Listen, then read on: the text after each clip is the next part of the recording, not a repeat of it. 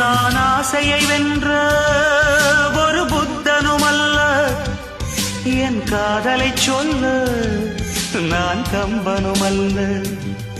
உன் காது கடித்தேன் நான் கனவினில் மெல்ல, இன்று கட்டி அணைத்தேன் இது கற்பனை அல்ல. அடிமனம் தவிக்கும் அடிக்கடி துடிக்கும் ஆசையை